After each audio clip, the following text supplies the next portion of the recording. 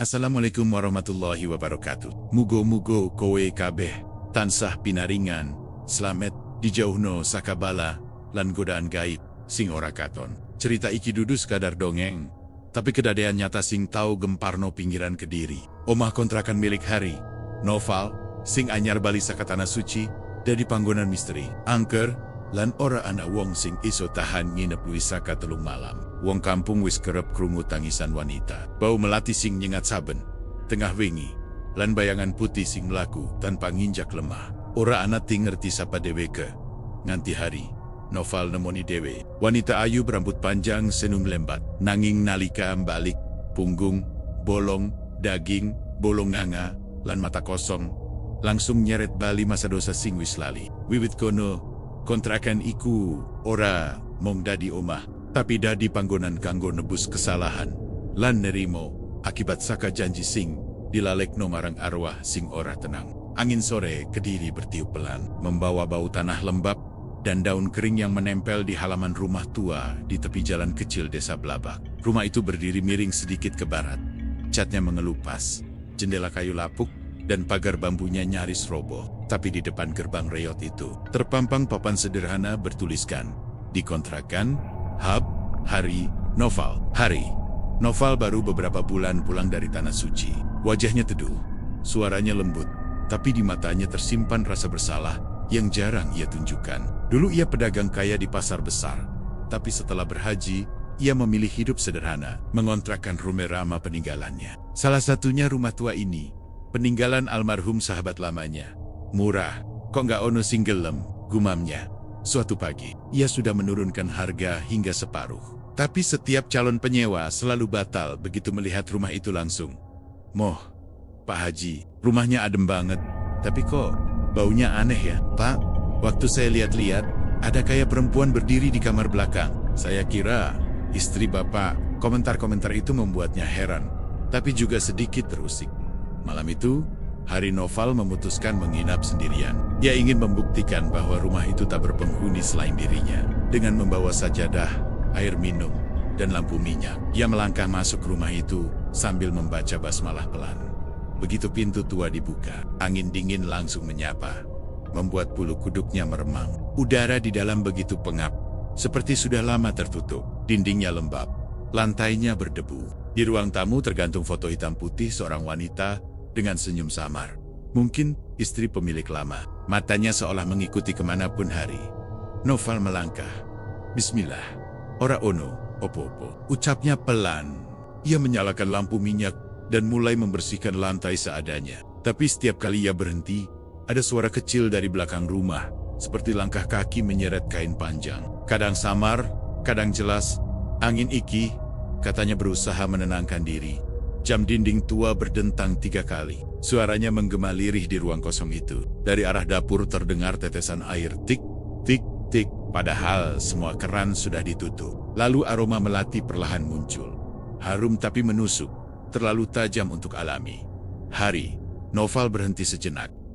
Wangi, apa iki? Ia mengikuti aroma itu, melangkah ke kamar belakang. Pintu kamar itu sedikit terbuka, dan dari celahnya keluar hembusan angin dingin bercampur aroma bunga. Saat ia menyorotkan cahaya lampu minyak ke dalam, sekelebat bayangan putih tampak melintas cepat di sudut ruangan.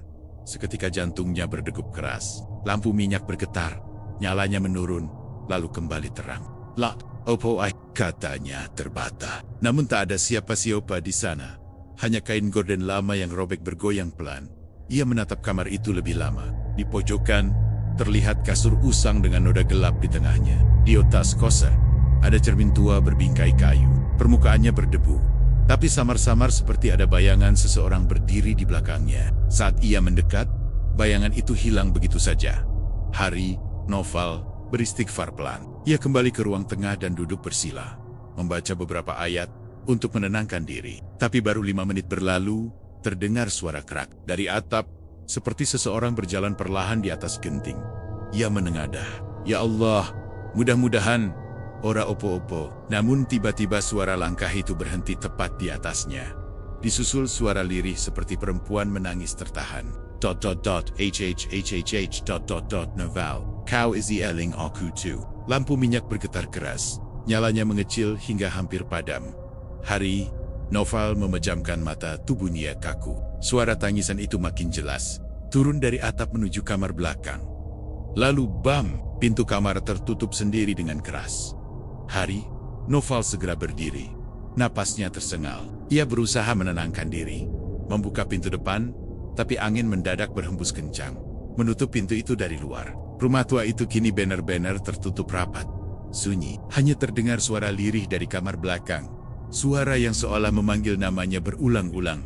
Noval, janji iku durung rampung. Kowe janji ora ninggal aku. Suaranya halus tapi menyayat, seperti berasal dari dalam dinding. Hari, Noval menahan napas, tubuhnya gemetar. Ia berdoa sambil merapat ke tembok, berusaha membaca ayat kursi, namun lidahnya kaku. Di saat yang sama, dari arah dapur muncul cahaya putih samar, membentuk sosok wanita berambut panjang, memakai kebaya putih lusuh, berdiri, membelakangi. Rambutnya terurai menutupi punggung, atau mungkin menutupi sesuatu yang kosong di sana. Cahaya lampu minyak tiba-tiba padam, rumah tenggelam dalam gelap pekat. Dan di tengah kesunyian itu, terdengar bisikan lirih di telinga Hari.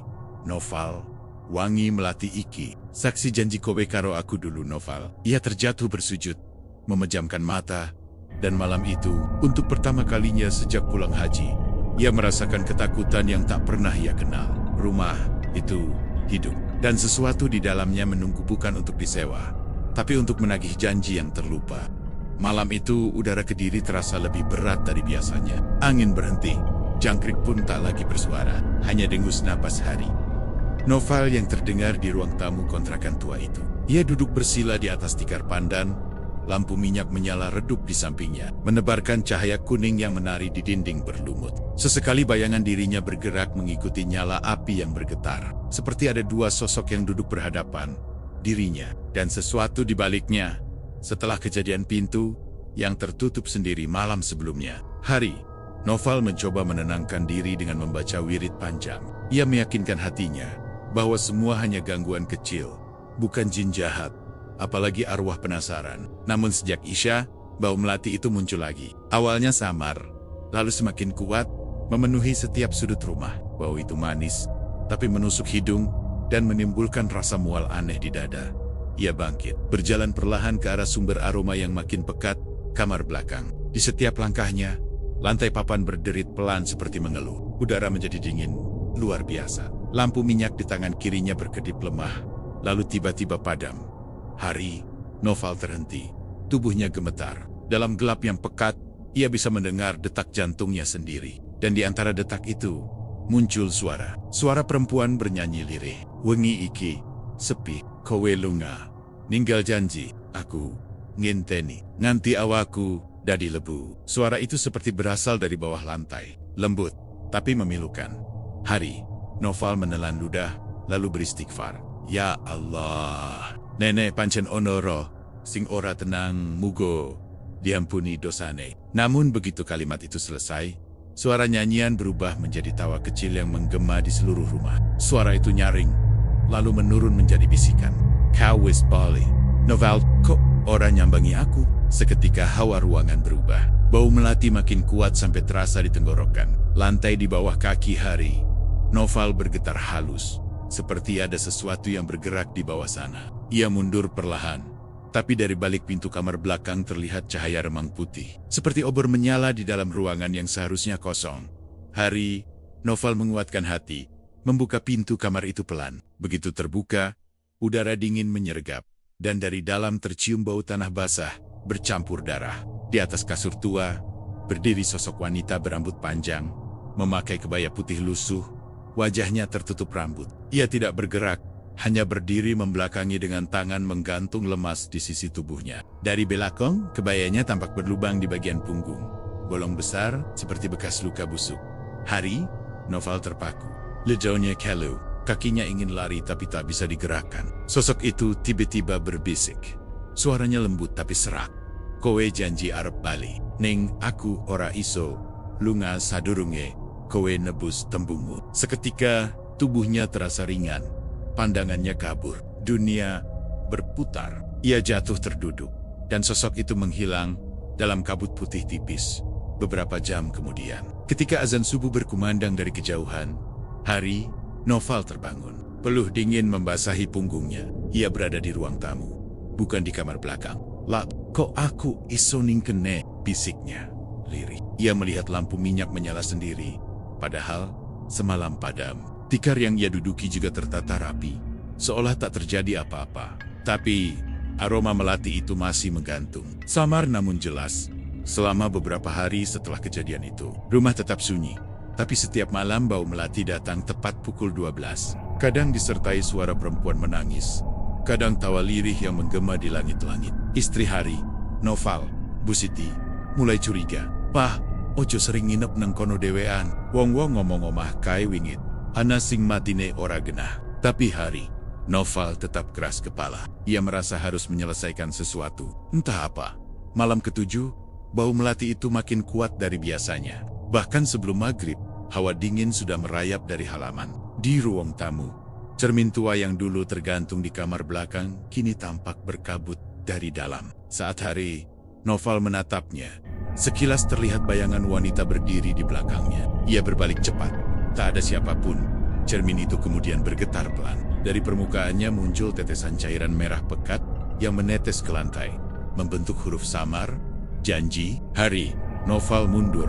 Mulutnya bergetar membaca istighfar. Namun sebelum ia sempat menoleh ke arah pintu, terdengar ketukan 3 kali di dinding dekat cermin. Tok-tok. Di setiap ketukan, hawa dingin makin tajam menusuk tulang. Dan tiba-tiba dari arah dapur, suara perempuan itu kembali terdengar. Kini lebih jelas dan menyayat. "Kowe sing gawe, aku ngono, Noval. Saiki, aku mung jaluk siji, tepati janjimu." Hari, Noval menjerit kecil dan segera keluar dari rumah, berlari menembus pekat malam. Dari kaya, ia masih bisa melihat cahaya putih berputar-putar di dalam rumah kontrakan itu. Seperti sosok wanita menari perlahan di bawah cahaya bulan, sambil menyebar aroma melati ke seluruh udara. Sejak malam itu, setiap orang yang melintas di depan rumah Hari, Noval bersumpah mencium wangi melati yang tak wajar. Ada yang melihat bayangan perempuan berdiri di jendela. Ada pula yang mendengar suara tangisan dari kamar belakang. Dan setiap kali Hari, Noval berdoa memohon ketenangan. Bisikan halus selalu muncul di telinganya. "Ora ono solat sing iso ngilangke rasa sajanjimu, Noval. Nganti kowe ngelingi jenengku." Nama itu belum terucap, tapi malam-malam berikutnya akan menyingkap siapa wanita yang menunggu di antara dinding lembab dan bau melati itu. Pagi itu, matahari Kediri berwarna pucat. Kabut tipis masih menggantung di halaman kontrakan tua itu. Hari, Noval duduk di teras sambil menatap secangkir kopi yang tak tersentuh. Wajahnya pucat, matanya sembab karena semalaman tak tidur. Bau melati masih terasa samar di dalam rumah. Meski pintu dan jendela sudah ia buka libar-libar. "Mbok ya dijual we pak," ucap Bu Siti lirih. "Aku ora tenang, nenek koi terus-terusan nang kono. Wong-wong kampung wis ngomong, omaiku ora aiso didandani maneh. Wis, ana sing nunggu." Hari, Noval hanya diam. Di benaknya, suara itu masih terngiang, suara perempuan yang menyebut namanya. Lembut, tapi menyayat. "Janji," katanya, pelan. "Aku kok ngerasake iki dudu omah angker biasa.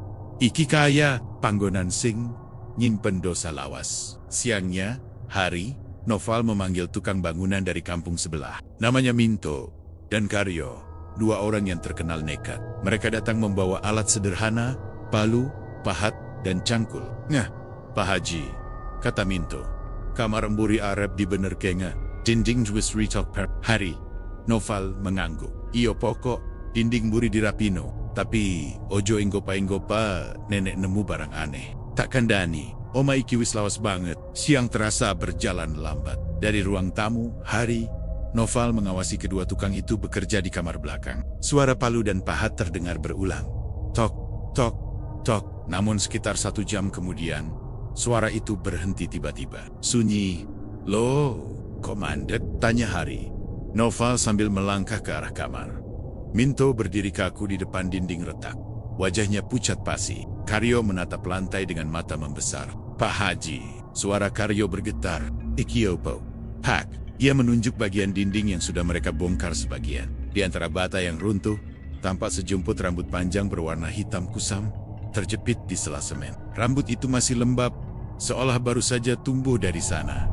"Astagfirullah." Hari, Noval melangkah mundur. Belum sempat ia berkata apa-apa, dari sela dinding itu muncul suara lirih. Seperti seseorang berbisik dari balik tembok. Sakit, panas. Noval, tolong aku. Minto langsung menjatuhkan alatnya, melarikan diri keluar rumah sambil berteriak. Ora tak terus ga?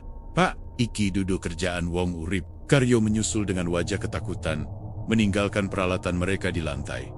Kini hanya Hari, Noval sendirian di rumah. Dinding itu masih terbuka. Rambut hitam itu melambai pelan, seperti tertiup angin yang tak ada. Suara bisikan terus terdengar. Kadang seperti tangisan, kadang tawa kecil yang menggema pelan. Janji, kowe singgawe, aku ngene. Lantai di bawah dinding bergetar. Dan dari sela bata keluar cairan merah pekat seperti darah. Bau melati menyebar cepat ke seluruh ruangan. Hari, Noval berusaha menutup dinding itu dengan papan. Tapi setiap kali ia mendekat, udara di sekelilingnya jadi berat. Nafasnya sesak, telinganya berdengung. Dalam kekalutan, ia mengambil air wudhu dan membaca ayat kursi dengan lantang. Tapi suara bisikan itu malah semakin keras. Kini terdengar di seluruh rumah. Ora ana solat sing iso ngilangke dosa. Noval. Aku isi nang kene. Tiba-tiba lampu gantung di ruang tengah berayun sendiri. Angin dingin berembus dari arah kamar belakang. Pintu kamar berderak keras, lalu terbuka lebar, menampakkan ruangan gelap yang berdenyut halus. Seolah dindingnya hidup. Hari Noval berlari keluar rumah dan terengah di teras. Langit sore berubah kelabu. Awan menggantung rendah dan udara makin berat di luar pagar. Beberapa warga memperhatikan dengan tatapan curiga. Pak Haji ora opo-opo tu? Tanya Pak Jaya, Ketua RT. Aku krungu suara wong nangis karo ketawa bareng Saka. Dalam omah panjenengan. Hari, Noval hanya menggeleng pelan. Ora opo-opo Pak. Cuma dinding ambruk. Padahal di dalam rumah, dinding itu seolah bernafas. Menimbulkan suara lirih seperti desir angin yang menyebut satu nama berulang-ulang. Sari, Sari. Malam harinya, ketika semua warga sudah pulang. Hari, Noval duduk di teras lagi, memandangi rumah dalam gelap. Ia tak berani masuk, tapi suara dari dinding retak itu tetap terdengar meski dari luar. Kowe, ninggal aku. Kau yanjek arep bali. Ia teringat masa mudanya. Dulu, sebelum berhaji, ia memang pernah dekat dengan seorang penyanyi keliling bernama Sari. Perempuan itu cantik, lembut, tapi hidupnya tragis. Ia meninggal dalam keadaan hamil setelah disakiti seseorang. Seseorang yang kini menyesali semua itu. Ya Allah, Hari. Noval menunduk. Air mata jatuh di pipinya. Apa iki ganjaranku? Tapi jawabannya datang bukan dalam mimpi, melainkan dalam kenyataan. Saat tengah malam tiba, dari dalam rumah terdengar suara langkah kaki wanita menuju pintu depan. Kletak, kletak, kletak. Langkahnya perlahan, disusul dengan bau melati yang makin kuat. Pintu terbuka perlahan tanpa disentuh. Di ambang pintu berdiri sosok wanita bergaun putih. Rambutnya terurai menutupi wajah, dan di balik rambut itu, darah menetes ke lantai. Punggungnya bolong besar, belatung merayap keluar dari luka itu. Ia tersenyum pelan. Suara lembutnya menyusup ke telinga Hari. Noval, kowe sing janji arep njupuk aku. Noval, saiki aku bali anggeling kowe ... Hari. Noval jatuh terduduk. Matanya membesar menatap makhluk itu yang perlahan mendekat, sebelum gelap menelan kesadarannya. Ia hanya sempat mendengar bisikan lembut itu sekali lagi. Omah iki dudu duekmu maneh, iki panggonanku. Dan malam itu, dari luar pagar, warga yang melintas bersumpah melihat cahaya putih menembus jendela kamar belakang, diikuti tangisan wanita panjang dan bau melati yang begitu tajam, seperti darah bercampur bunga. 3 malam berturut-turut, Hari Noval tidak bisa tidur tenang. Setiap kali ia memejamkan mata, wajah perempuan itu selalu muncul rambut hitam terurai, kebaya putih, dan senyum yang menatapnya dari balik kabut melati. Namun malam keempat menjadi awal dari teror yang lebih dalam. Sejak maghrib, udara di sekitar rumah kontrakan terasa berat. Angin berhenti bertiup, langit berwarna abu-abu pudar. Tidak ada suara jangkrik, tidak ada ayam berkokok, seolah alam sedang menahan napas. Hari, Noval duduk di ruang tamu, menggenggam tasbih. Lampu minyak berayun pelan, cahayanya menari di dinding berlumut. Ia membaca ayat-ayat suci, tapi setiap kali zikir terucap, bau melati muncul lebih kuat, seolah ada sesuatu yang tidak menyukai doa itu. Lalu tiba-tiba, buk! Lampu minyak padam sendiri. Kegelapan langsung menelan seluruh ruangan. Dari arah kamar belakang, terdengar langkah kaki pelan. Kletak, kletak, kletak. Langkah itu berhenti tepat di depan pintu ruang tamu. Ya Allah, desa Hari. Noval, ia memejamkan mata, menahan napas. Tapi tak ada suara lagi. Hanya aroma melati yang makin pekat, menusuk hingga ke dada. Dalam gelap, ia terlelap tanpa sadar. Dan di sanalah mimpi itu datang. Ia berdiri di halaman rumah kontrakan. Tapi, rumah itu tampak berbeda. Lebih baru, lebih hidup. Catnya bersih. Halaman ditumbuhi bunga melati segar. Dari dalam rumah terdengar suara tawa seorang wanita. Ketika ia melangkah mendekat, pintu terbuka sendiri. Dan di dalam berdiri seorang perempuan muda berwajah cantik. Kebayanya putih, rambutnya disanggul rapi. Senyumannya hangat, matanya teduh. Noval, katanya lembut. Kau balik, Hari. Noval terpaku. Ia mengenali wajah itu. Sari. Wanita yang dulu ia cintai di masa mudanya. Penyanyi keliling yang sering bernyanyi di acara hajatan desa. Ia masih sama, seperti dulu, hanya lebih pucat. Dan tatapan matanya seperti menembus jiwanya. Kowe apik saiki, katanya. Menyentuh tangan Hari. Noval, wis dadi wong suci. Tapi aku, isih kene. Suaranya mulai bergetar. Kowe sing janji arep njupuk aku, ngawin aku. Tapi, kau lunya. Ninggal aku nalika. Aku ngandut anakmu. H. Novalman, ia mundur selangkah. Aku orang ngerti, Sari. Aku wis tobat. Aku nyesel. Sari tersenyum getir. Tobatmu? Ora aiso ngilangke janji sing tak gawe karo nyawaku. Kowe ngerti, Noval. Aku mati. Ora tenang. Wong-wong nemu awaku nang sumur emburi. Omah iki, punggungku bolong. Amarga bayi sing tak kandung ora aiso metu. Tangisnya pecah. Tapi dari celah kebayanya, darah hitam menetes ke lantai. Wajahnya perlahan memudar. Digantikan sosok lain. Wajah yang sama, tapi rusak. Kulitnya pucat, matanya kosong. Rambutnya panjang, menutupi sebagian muka. Ketika ia membalik tubuhnya, Noval menjerit. Punggung wanita itu bolong besar. Dari dalamnya menguap kabut putih yang berputar seperti asap dupa. Di tengah lubang itu terlihat tulang dan belatung yang bergerak pelan. Namun yang paling menakutkan bukan bentuknya, melainkan suara lembut yang keluar dari tubuh hancur itu. Kowe sing ngegawe aku dadi ngene, Noval. Saiki tugasku mung siji enggelingko. Nenek dosa ora iso disembunyi nang sajadah. Hari. Noval jatuh berlutut. Ia menutup telinganya, berteriak memohon ampun. Tapi suara Sari terus terdengar dari segala arah. Kadang dari depan, kadang dari belakang, kadang dari dalam dirinya sendiri. Nanti janjiku ditepati, aku ora iso lunga. Tiba-tiba dunia dalam mimpi itu berguncang. Rumah di sekelilingnya berubah menjadi gelap. Dindingnya retak, bunga melati layu satu persatu. Dan udara dipenuhi suara tangisan wanita dari berbagai arah. Dari langit-langit menetes darah hitam, membentuk genangan di sekitar kaki Hari. Noval. Di permukaan darah itu, muncul wajah-wajah perempuan lain, mungkin arwah wanita yang juga tersakiti, tertipu, ditinggalkan. Mereka semua berbisik dengan suara serempak.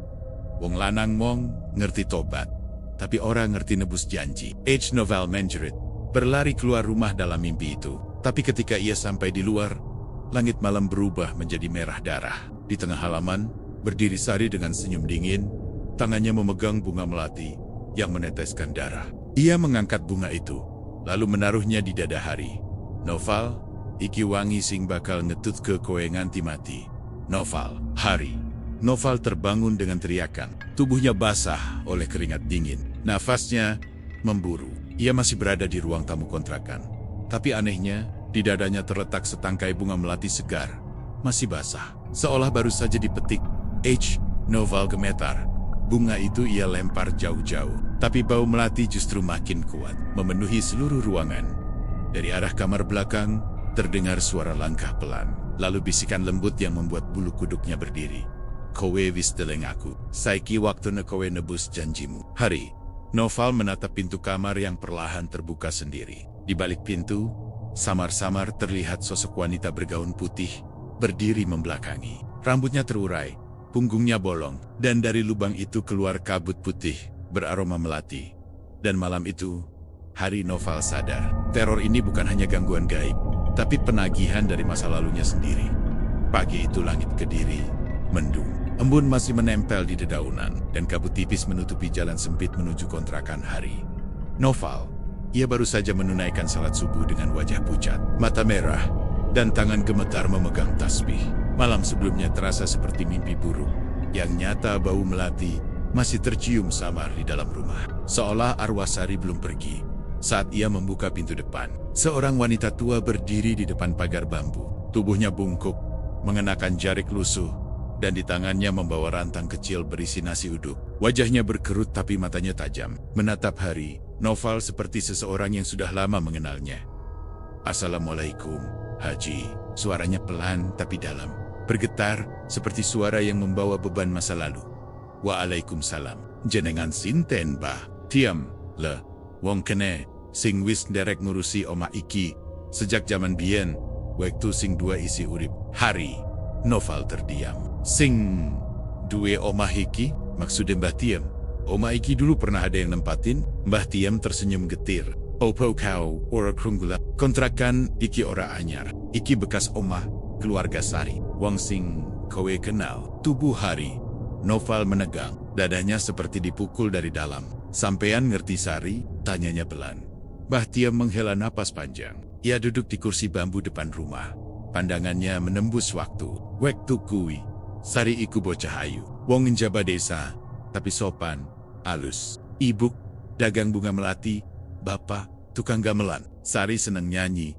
Suarane bening kaya air sumur. Tapi nasibe ora beci." Ia berhenti sejenak, menatap langit mendung. "Sari cinta karo wong lanang sing janjine arep nikah karo dheweke. Wong iku sugih, wis dihormati wong-wong kampung. Tapi sakwis Sari ngandut, wong lanang iku ilang, ninggal tanpa pamit." Kata-kata itu menancap dalam di hati Hari. Noval. Ia tahu betul siapa yang dimaksud. Mbah Tiem melanjutkan. "Sari ora kuat nahan omongan wong kampung. Ibuke mati amarga isin. Bapake laran lan Sari. Nalika wulan purnama, dheweke ngilang. Esuke, wong-wong nemu awak nang sumur umburi omah iki. Bolong punggung le. Bolong nganti katon jero." Suara Mbah Tiem mulai bergetar. "Ora ana ting ngerti keren bisa ngono. Tapi sakwis kuwi, saben wong sing nyoba manggon ing omah iki mesti krungu tangis. Wong wadon saben tengah wengi, bau melati lan bayangan putih melaku ngliwati pawon." Hari. Noval memejamkan mata. Air matanya jatuh tanpa sadar. "Bah, aku wong sing salah. Aku sing ngegawe dheweke sengsara. Aku sing ninggal dheweke. Nalika dheweke butuh aku. Aku kira tobatku cukup kanggo nutup masa lalu. Tapi ternyata ora." Mbah Tiem menatapnya dalam. "Lek, tobat ora cukup yen sing disakiti durung tenang. Arwah Sari ora pengen balas dendam, nanging pengen janji lamamu ditepati. Dulu kowe janji arep ngubur jenazah ibu bering-bering nang punden belakang rumah. Tapi kowe ora pernah teko. Wong-wong nyimpen jenazah ibu neng makam umum. Sari ora iso nyawiji karo roh ibu. Kuwi sebab duwe keisi kentayangan." Angin tiba-tiba berhembus, dingin. Dari arah dapur terdengar suara benda jatuh kelontang. Keduanya menoleh bersamaan. Bau melati mulai tercium lagi. Kali ini lebih pekat dari biasanya. Mbah Tiem menggenggam tasbih di lehernya. "Wis wayah hele.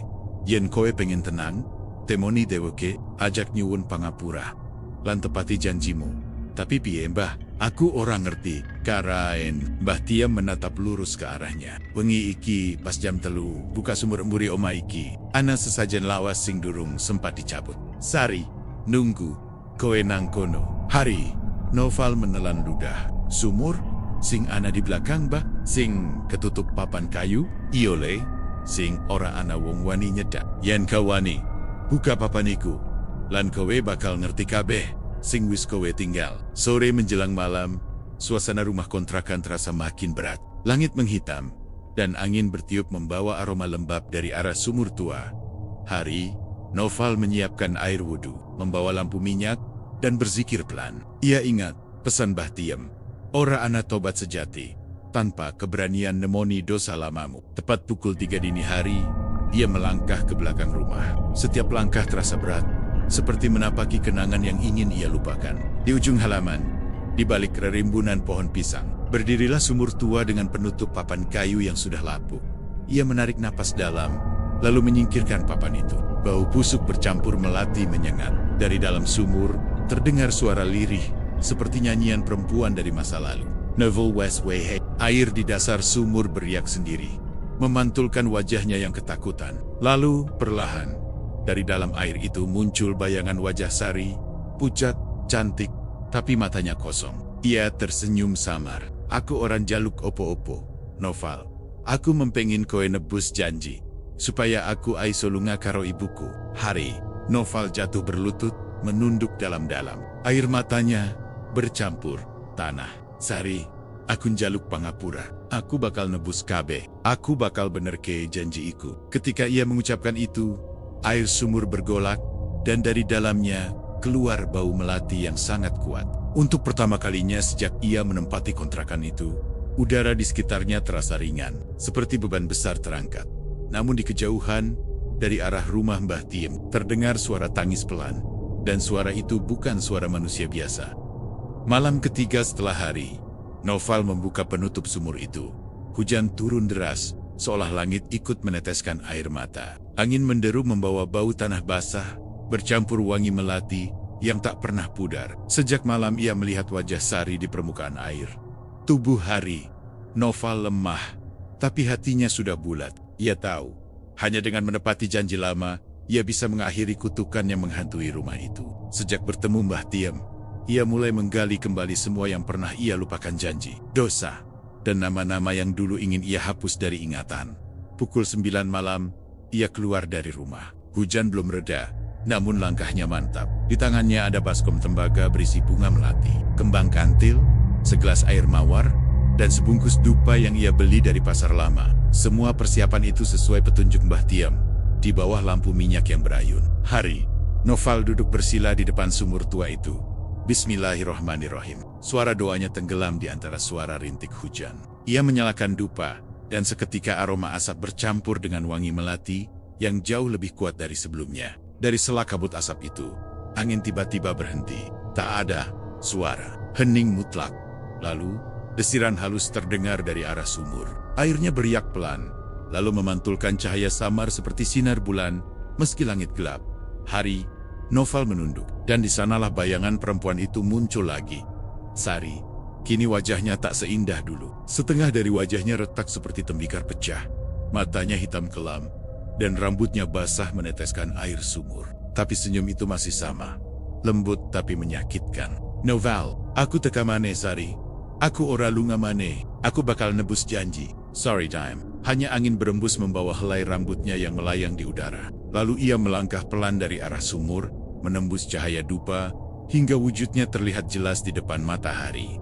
Noval, gaunnya putih, panjang, tapi basah dan sobek di bagian punggung. Dari lubang besar di punggung itu, kabut putih berputar seperti asap dupa, menari, mengikuti arah angin. Koe ngerti janji opo sing tak tunggu. Koe pengen aku ngubur ibumu bareng karo awakmu, nang punden kono. Iya, Noval, aku pengen nyawaku, lan ibuku tenang. Aku ora butuh balas dendam, mung pangapura sing sejati. Air matahari, Noval menetes. Ia menunduk dalam, mencium tanah basah di tepi sumur. Mugo, Gusti, Enggapura, aku, lan kau juga. Sorry. Sari mengangkat tangannya, menunjuk ke arah barat belakang rumah. Ana gundukan tanah neng kono, ngisor wit, Kamboja sing wis tua. Gali neng kona, lan balekno tulang ibuku karo kembang iki. Tiba-tiba dari udara, kelopak melati jatuh satu persatu, bercampur dengan hujan, tanpa pikir panjang. Hari. Noval menyiapkan cangkul dan lentera. Ia berjalan menuju arah yang ditunjuk Sari di belakang rumah, tepat di bawah pohon Kamboja tua. Tanahnya terasa gembur dan lembab. Ia mulai menggali perlahan, sambil melantunkan ayat-ayat suci. Setiap kali cangkul menghantam tanah, suara lirih terdengar dari bawah. Pelan-pelan, Noval, iku daging, ibuku. Jantung Hari, Noval berdetak kencang. Ia berhenti sejenak, menatap ke sekeliling. Tak ada siapa-siapa. Hanya angin dan bau bunga yang makin menyengat. Setelah menggali cukup dalam, ujung cangkulnya mengenai sesuatu yang keras kayu. Ia membersihkannya dengan tangan, dan terlihatlah peti kecil berwarna hitam legam. Sudah lapuk dimakan usia. Tangannya gemetar. Ia buka peti itu perlahan, dan di dalamnya hanya ada kain kafan kusut, beberapa tulang kecil, serta setangkai bunga melati yang sudah kering. Sari berdiri di belakangnya. Tubuhnya memendar samar dalam cahaya lentera. Balekno, Noval. Balekno bareng aku, supaya ora ana maneh sing nangis saben wengi. Dengan hati-hati, Hari, Noval mengangkat tulang-tulang itu, membungkusnya dengan kain baru, dan berjalan ke arah punden kecil di belakang kebun bambu. Hujan semakin deras, tapi ia terus berjalan sambil membawa lentera dan peti kecil itu. Setiap langkahnya diiringi bisikan halus dari arah belakang.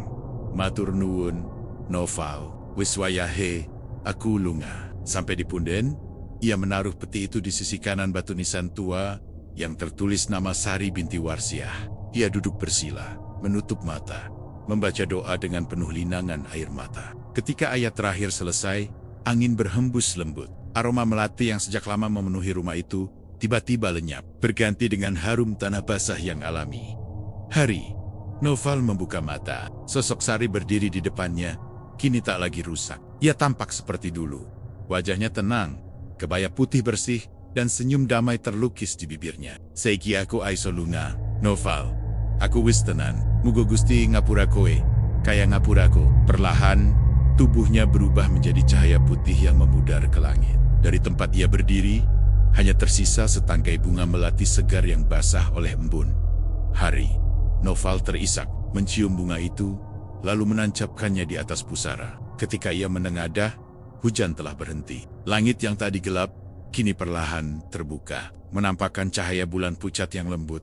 Namun dari kejauhan, di rumahnya, jendela tiba-tiba terbuka sendiri. Tirai putih berkibar pelan, dan samar-samar, dari dalam rumah, terdengar suara perempuan bernyanyi lirih. Janji wis ditepati, nanging dosa ora gampang dilaleke. Suara itu perlahan memudar bersama angin. Dan malam itu, untuk pertama kalinya, rumah kontrakan Hari, Noval benar-benar tenang. Tapi di hati Hari, Noval, ada satu bisikan yang tak pernah hilang, sebuah pertanda bahwa arwah memang bisa diampuni. Tapi dosa manusia tetap meninggalkan jejak di bumi tempat ia berdiri. Sudah 2 minggu sejak malam hujan itu, sejak ritual penebusan janji di punden, rumah kontrakan Hari Noval menjadi tenang. Tak ada lagi bau melati, tak ada tangisan, tak ada langkah di tengah malam. Hari Noval mulai kembali salat berjamaah di musala kampung. Bahkan beberapa tetangga yang dulu takut mulai berani lewat di depan rumahnya. Namun, ketenangan itu tak bertahan lama. Semuanya dimulai dari mimpi. 3 malam berturut-turut, Hari, Noval bermimpi duduk di serambi rumahnya, ditemani perempuan bergaun putih. Tapi kali ini bukan Sari. Wajahnya samar, lebih muda. Suaranya lembut memanggil, Haji, kowe wis nebus janji marang siji, nanging lali karo liyane. Ia terbangun dengan keringat dingin, jantung berdebar. Di luar, ayam belum berkokok. Tapi dari arah sumur terdengar suara gemericik air. Padahal tutupnya sudah ia paku dengan kayu tebal. Ketika ia menengok lewat jendela, samar terlihat bayangan putih duduk di pinggir sumur. Rambut panjang terurai, menatap ke arah rumah.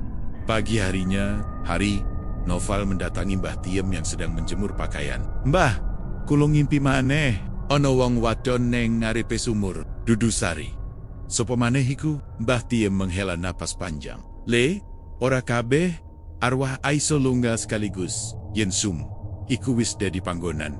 Kanggo nyimpen rasa dosamu, mesti ana sing kepethuk sisa tenagane. Kowe kudu waspada. Sorry Aiso Lunga, tapi bayangan tetap carry. Hari, Noval terdiam. Kata-kata itu menancap di dadanya seperti duri. Sejak hari itu, setiap sore ia menyalakan dupa dan membaca doa di serambi rumah. Tapi tiap kali asap dupa naik, angin berhembus dingin membawa aroma melati, campur amis tanah.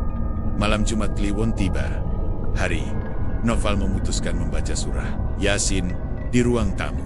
Lampu minyak redup, suara hujan gerimis mengetuk genting. Tapi saat ayat sampai di tengah bacaan, lampu itu bergetar, lalu padam seketika. Dari arah dapur terdengar suara sendok jatuh. Klontang, ia memegang tasbih, melanjutkan bacaan dengan suara bergetar. Tiba-tiba terdengar suara perempuan berbisik di telinganya. Kowe lali karo anakku. Darahnya membeku. Ia menoleh ke kiri kosong, ke kanan kosong. Tapi hawa dingin merayap di belakang lehernya. Anakku durung Aiso Lunga, Haji. Kowe ninggal aku pas aku ngandut. Kau lalian, ora mau ngaku sing mati, nanging uga bayi sing tak kandung. Suara itu seperti berasal dari dalam kepalanya sendiri. Hari, Noval memegang dada, napasnya tersengal. Dari lantai, muncul tetesan air berbau melati. Ketika ia lihat lebih dekat, Itu bukan air tapi darah tipis yang merembes keluar dari sela ubin. Malam itu, ia tidak tidur. Ia duduk di ruang tamu hingga fajar, membaca doa tanpa henti. Tapi setiap kali matanya hampir terpejam, suara tangis bayi terdengar sayup-sayup dari arah sumur. Tangisan itu lembut, lirih, tapi menyayat. Sejak saat itu, ia tahu penebusannya belum selesai. Ia kembali menemui Mbah Tiem keesokan harinya. Wajahnya pucat, mata cekung. "Mbah, yen arwah anak iku durung lonya, piye keren aku nebus?" Mbah Tiem menatap kosong ke arah langit. "Ritualmu durung rampung leh, sari lunga karo ibu. Tapi rohana isi nyantol nang sumur. Kowe kudu ngadepi dheweke karo ikhlas. Ora nganggo rasa wedi, ora nganggo penyesalan, tapi nganggo pengakuan sejati. Yen ora, kontrakan iki bakal dadi omah sepi sing nangisi owek diu." Malam berikutnya, hari, Noval menyiapkan sesajen terakhir. Air zam-zam, sepotong kain putih, dan setangkai melati segar. Ia menaruhnya di tepi sumur yang sudah lama tertutup papan. "Bismillahirrahmanirrahim," katanya lirih, lalu membuka papan itu. Dari dalam sumur keluar hawa dingin menggigit. Kabut putih naik pelan, memantulkan cahaya lentera. Tiba-tiba tangisan bayi terdengar jelas, disusul dengan tawa kecil perempuan dewasa. Dua suara bersamaan, menyatu seperti Nionyi Nayenyon dari dua dunia. "Kowe sing ninggal, Haji Saiki Wayahe, Bali." Dari dalam sumur muncul tangan putih mungil, diikuti sosok kecil berbalut kain kafan tipis. Lalu sosok perempuan bergaun putih berdiri di belakangnya Sari. Tapi wajahnya kali ini tenang. Ia menggendong bayi itu dengan senyum lembut. "Aku bali ora kanggo nyalahke, Noval. Aku mung pengin kowe ngerti, yen dosa sing nyebabke lara ora mung kanggo wong sing disakiti, tapi kanggo keturunan sing ora sempat lahir." Hari, Noval menitikan air mata. Ia menunduk dalam-dalam. "Sari, anakmu, mugo Gusti maringi panggonan sing pantes. Aku sing salah. Aku sing tega ninggal kau." "Aku," Sari menatapnya dengan penuh kasih. "Wis cukup Noval. Aku ora dendam. Nanging uripmu saiki kudu kanggo wong liya sing butuh cahaya." Perlahan tubuhnya memudar bersama bayi di pelukannya. Dari dalam sumur keluar sinar putih lembut, naik ke langit, lalu hilang di telan kabut. Saat fajar menyingsing, hujan berhenti. Hari, Noval menutup sumur itu lagi, tapi kali ini dengan doa dan ayat suci. Ia menancapkan sebatang kayu kecil di atasnya, diikat kain putih tanda bahwa sumur itu sudah suci. Hari-hari berikutnya, rumah itu benar-benar sunyi. Tak ada bau melati, tak ada tangisan, tak ada mimpi buruk. Namun kadang, setiap malam Jumat, di serambi rumah itu masih tercium wangi melati samar. Seolah seseorang lewat sebentar, hanya untuk memastikan bahwa janji yang dulu diucapkan kini telah ditepati. Dan Hari, Noval, dengan rambut mulai memutih, setiap kali mencium bau itu, hanya tersenyum dan berbisik, "Mugo Gusti maringi pangapura marang kabeh dosa, sing katon lan sing ora." 3 bulan telah berlalu sejak malam penebusan di sumur tua itu. Hari, Noval kini terlihat lebih tenang. Ia mulai membuka warung kopi kecil di depan rumah kontrakan, tempat beberapa warga sering mampir seusai maghrib. Wajahnya teduh, suaranya lembut, seolah segala beban masa lalu telah luruh bersama hujan malam itu. Namun, sesuatu yang halus dan tak kasat mata masih bertahan di udara. Beberapa warga mulai bercerita bahwa rumah Hari, Noval kini bernapas sendiri. Kadang lampu depan berkedip perlahan, seperti ada yang lewat. Kadang pintu belakang berderit, padahal tak ada angin. Tapi yang paling membuat bulu kuduk berdiri adalah suara gamelan lirih yang kadang terdengar menjelang tengah malam. Bukan gamelan biasa, tapi tabuhan pelan, seperti sinden duka, hanya terdengar oleh mereka yang hatinya sedang gelisah. Suatu malam, seorang pemuda bernama Liong, anak pemilik toko kelontong depan rumah Hari, Noval, mampir ke warung. Ia duduk sambil menyeruput kopi, matanya menatap sumur yang tertutup kain putih. "Pak Haji," katanya pelan, "kain itu, kenapa nggak dilepas aja? Kelihatan angker." Hari, Noval tersenyum kecil. "Ojo nak, kain iku pangeling-eling, supaya ora ana ting nganggu panggonane rosing wis meneng." Liong terkekeh. "Ah, sekarang kan udah nggak ada hantu pak, biar saya buka dikit aja. Siapa tahu isinya uang pesugihan."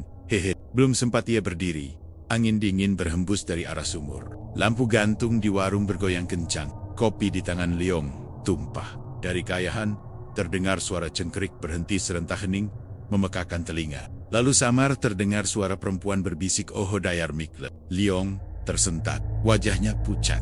Ia menatap Hari. Noval yang hanya menunduk sambil mengucap istighfar pelan. Sejak malam itu, Liong jatuh sakit aneh. Tubuhnya panas dingin, tapi tak demam. Matanya kosong, mulutnya kadang bergumam kata-kata Jawa kuno yang tak dimengerti siapapun. Kadang ia menatap arah rumah Hari, Noval, dan berkata, dia belum tenang. Bayi itu belum tenang. Desa mulai resah lagi. Orang-orang mulai berbisik bahwa arwah lama kembali marah karena ada yang mengusik. Beberapa bahkan menyalahkan Hari. Noval menganggap ia membawa kutukan dari masa lalu. Suatu malam, Mbah Tim datang ke rumah Hari. Noval, wajahnya serius, matanya menatap dalam. "Haji, kowe kudu ngerti, energi sing ana ing sumur iku ora bisa sirna. Sing kowe tebus mung jiwa sari lan bein, nanging ana rorolio sing nyedot sisa kekuatan saka janji pesugihanmu. Yen ora dikendalini, bakal pindah menyang wong-wong sing cedak kowe." Hari. Noval terdiam, tubuhnya gemetar. Tegese, Liong kena imbas. Mbah Tiem mengangguk pelan. "Iole, wong enom iku duwe ati kosong, gampang ketempelan." Malam itu mereka melakukan tirakat di depan sumur. Dupa menyala. Doa-doa melayang di udara lembab, tapi angin berhembus dari segala arah. Dari dalam sumur terdengar tangisan bayi lagi. Kali ini bercampur suara tawa. Banyak orang suara yang datang bersahut-sahutan, seperti sekelompok makhluk menertawakan manusia yang mencoba melawan takdir. "Janji, ora mung siji. Darem, wis, dadi, tumbal. Sing en bakal nganti sing lawas." Dupa padam mendadak. Cahaya bulan tertutup awan hitam pekat. Hari. Noval menggigil. Ia melihat sosok-sosok hitam melayang di sekeliling rumah bayangan tanpa wajah. Hanya mata merah menyala seperti bara. Mereka mengitari sumur, bergerak cepat seperti pusaran kabut. Lalu terdengar teriakan dari rumah Liong di seberang jalan. Ketika warga berlari ke sana, mereka menemukan Liong berdiri di depan cermin. Tertawa keras sambil menggoreskan jarinya sendiri di dahi, menulis sesuatu dengan darah. "Gantian aku sing jaga." Ia pingsan seketika. Sejak malam itu, Liong tak lagi menjadi dirinya sendiri. Kadang ia berjalan malam-malam ke depan rumah Hari. Noval berdiri di depan sumur dengan mata kosong. Kadang ia duduk di warung yang sudah tak dibuka lagi, menatap kain putih itu sambil berbisik, "Mereka nggak jahat, cuma haus." Warga semakin takut. Akhirnya kepala dusun meminta Hari. Noval meninggalkan rumah itu. Tapi Hari, Noval menolak. "Yen aku lunga, kutukan iki ora ilang, mung pindah panggonan," katanya tegas. Ia memilih tinggal, menjaga rumah itu seorang diri. Siang, ia beribadah.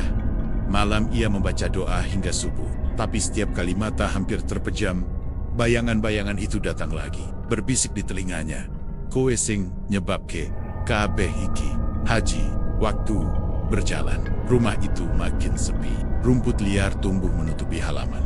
Dari jauh, terlihat kain putih di sumur masih berkibar, tapi warnanya kini berubah keabu-abuan, seperti menyerap kegelapan malam.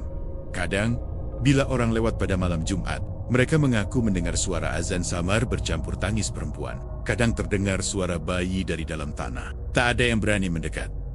Sampai suatu pagi, warung kopi itu ditemukan terbuka. Di dalamnya hanya ada sajadah terbentang dan secangkir kopi yang masih hangat. Tapi Hari, Noval sudah tak ada. Yang tersisa hanyalah bau melati lembut dan tulisan di dinding warung. "Kutukan bukan pada arwah, tapi pada dosa yang tak mau diakui sepenuhnya." Sejak hari itu, rumah Hari, Noval menjadi rumah kosong. Tapi kadang, di malam tertentu, lampunya masih menyala sendiri. Orang-orang yang lewat bersumpah melihat sosok pria tua, duduk di serambi, mengenakan sarung dan kopiah, menatap sumur dengan senyum tipis. Tak ada yang tahu, apakah itu arwah Hari, Noval, atau hanya bayangan yang menunggu penebus berikutnya. Waktu terus berjalan. Rumah kontrakan Hari, Noval, kini telah berubah menjadi semacam legenda lokal di Kediri bagian selatan. Orang-orang menyebutnya warung di dua dunia. Sebab tak ada yang tahu apakah tempat itu masih milik manusia, atau sudah menjadi batas antara alam arwah dan dunia nyata.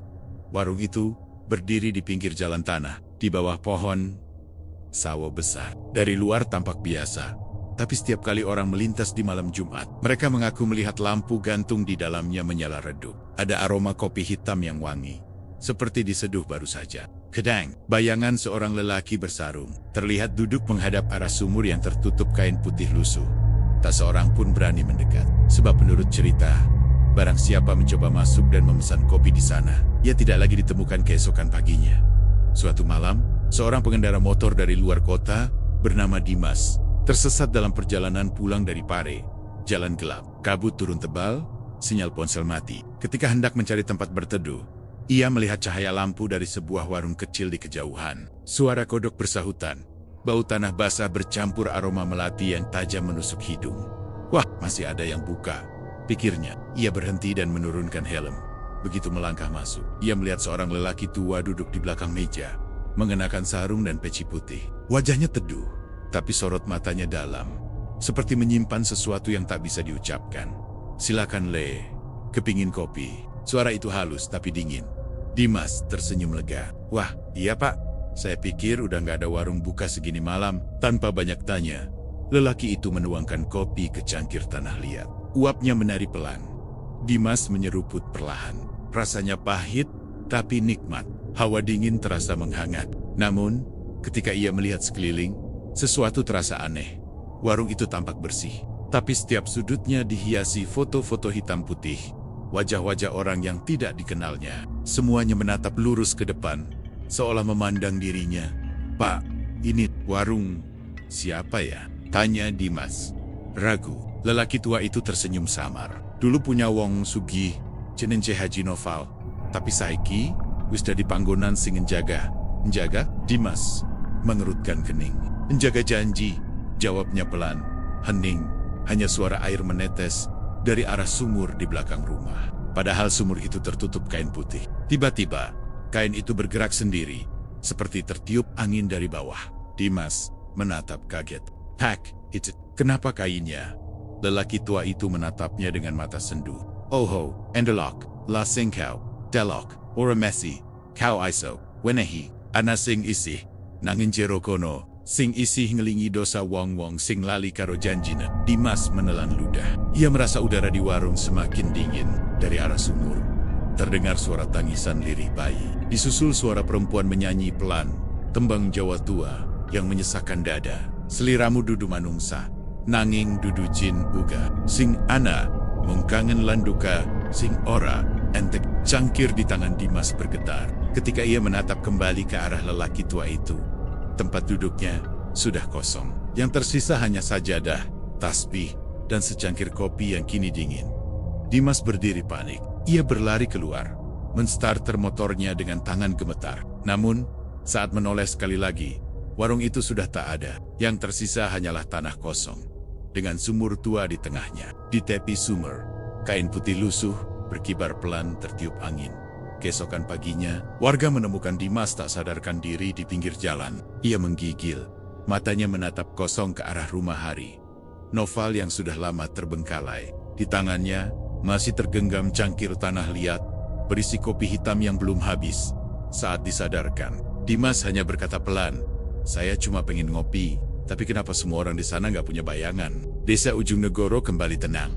Tapi orang-orang tahu, rumah itu belum benar-benar mati. Kadang, di malam ganjil bulan purnama, ada yang melihat lelaki tua bersarung, duduk di depan rumah, menatap arah sumur, sambil berzikir. Dan di belakangnya, berdiri sosok perempuan berambut panjang, tersenyum sendu, menunduk sopan.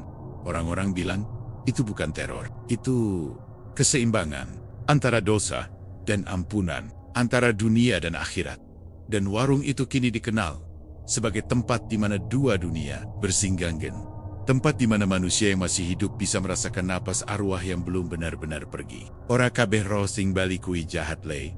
Begitu kata Mbah Tiem, suatu malam. Kadang, dheweke mung pengen elingke, nenek saben janji sing dilalekno bakal dadi lawang gaib sing ora iso ditutup nganti tekan generasi sabanjure. Akhir cerita ini bukan tentang hantu yang menakutkan, tapi tentang kesalahan manusia yang mencoba menutup masa lalunya dengan doa, sementara arwah yang tersakiti hanya menunggu kejujuran.